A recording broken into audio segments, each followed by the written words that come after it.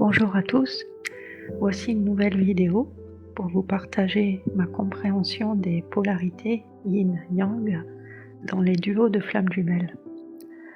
En effet, sur internet, on peut lire tout et son contraire à ce sujet, ce qui porte à beaucoup de confusion.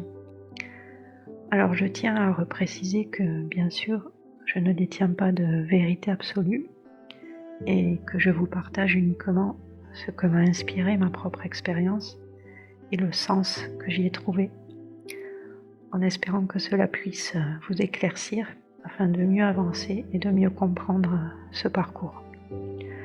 Voilà, donc selon mon vécu, quand les jumeaux se rencontrent pour la première fois dans cette vie, celui qui deviendra le chaser, donc celui des deux qui voudra poursuivre la relation avec son jumeau, a une forte dominante yin. Et inversement, celui qui deviendra le runner, donc celui qui voudra fuir cette relation, a une forte dominante yang. C'est-à-dire qu'à ce moment de leur vie, le chaser donne la priorité à ce que lui dicte son cœur et son âme.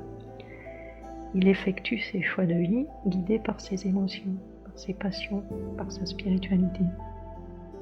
Tandis que le runner, à l'opposé, donne la priorité à ce que lui dicte son mental et sa vie matérielle.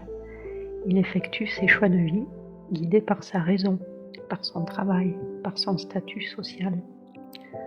Donc au moment de la rencontre, et jusqu'à ce que les jumeaux commencent leur travail de rééquilibrage des polarités, le chaser est très yin au détriment du yang, et le runner est très yang au détriment du yin. C'est d'ailleurs pour cela que c'est le chaser qui, du fait qu'il donne beaucoup d'importance aux émotions, donc à l'amour et à la spiritualité, donc à l'âme, voudra concrétiser cette relation et qu'elle deviendra si importante pour lui, car il reconnaît le lien de flamme jumelle comme étant un lien d'âme et d'amour. Alors que le runner, qui donnant beaucoup d'importance à sa raison et à sa vie matérielle, ne voudra pas concrétiser dans l'instant cette relation, ni y porter de l'intérêt, car en effet le lien de flamme jumelle n'est pas un lien qui s'explique avec le mental et qui ne rentre dans aucune case de son statut social, de par les obstacles et les différences qui existent entre les jumeaux. Voilà pourquoi pendant le parcours de flamme jumelle, je dirais que le chaser est principalement yin, alors que le runner est principalement yang. La rencontre avec le jumeau va nous pousser hors de notre zone de confort, afin de réintégrer notre polarité défaillante. Ainsi, le chaser sera invité à développer son côté yang, donc à redonner de l'importance à sa raison, à ses responsabilités, mais aussi à sa vie matérielle, à son argent, à son travail, à son intégration dans la société, donc à devenir plus terrien et plus humain.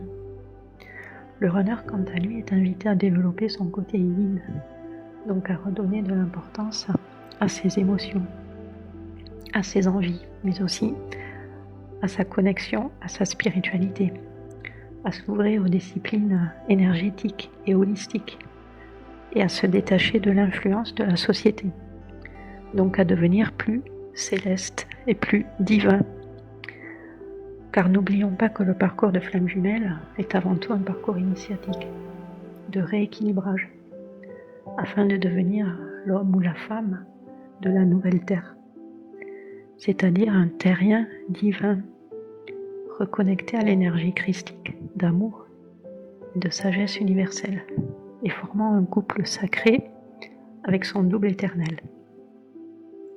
C'est de ces êtres-là dont le monde de demain a besoin pour ascensionner.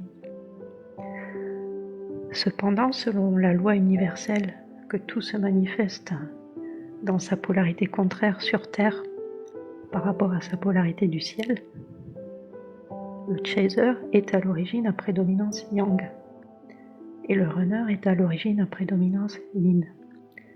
D'ailleurs, quand les jumeaux arrivent sur cette Terre, ils sont encore très marqués par leur polarité originelle.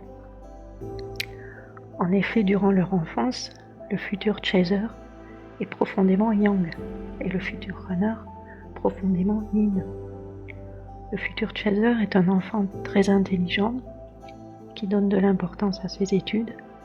Il aime briller pour ses résultats scolaires. Il se voit plus tard avoir une carrière importante et reconnue. Il est aussi très actif. Il aime le sport. Cependant, en grandissant, il se rend compte qu'il n'a pas les conditions de vie favorables au développement et à l'épanouissement de son intellect et de sa vie sociale. Il va donc, par défaut, se réfugier dans sa solitude et dans sa vie imaginaire, ce qui va le reconnecter à sa polarité yin. En effet miroir, le futur runner est un enfant très sensible, qui donne de l'importance à ses émotions. Il est connecté à l'invisible. Il se voit plus tard être un thérapeute ou un enseignant. Il est plutôt passif, il aime la tranquillité. Cependant, en grandissant, il se rend compte qu'il n'a pas les conditions de vie favorables au développement et à l'épanouissement de sa sensibilité et de sa spiritualité. Il va donc par défaut s'intégrer aux attentes de son entourage et de la société, ce qui va le reconnecter à sa polarité yang.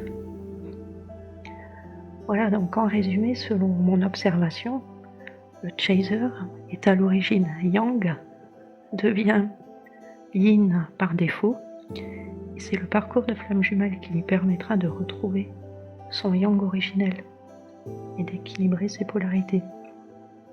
De même, le runner est à l'origine yin, devient yang par défaut, et c'est le parcours de flamme jumelle qui lui permettra de retrouver son yin originel et d'équilibrer ses polarités. Donc il est important de reconnaître en toute objectivité quelle est notre polarité défaillante afin de lui redonner sa juste part dans notre vie, car on ne peut aspirer à être l'homme universel de demain en étant incomplet et déséquilibré. Voilà, donc pour de plus amples informations, vous pouvez consulter mon site internet 5essence.fr. Je vous laisse le lien dans la description sous la vidéo. Et n'hésitez pas à laisser un commentaire si cette vidéo vous a parlé. Je vous remercie pour votre écoute et je vous dis à très bientôt.